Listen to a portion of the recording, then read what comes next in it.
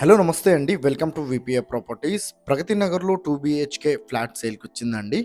ఇదొచ్చేసి మీరు చూస్తున్నది east and north facing అండి. ఇదొచ్చేసి నార్త్ ఫేసింగ్ అండ్ ఇది వచ్చేసి ఈస్ట్ ఫేసింగ్ డోరు.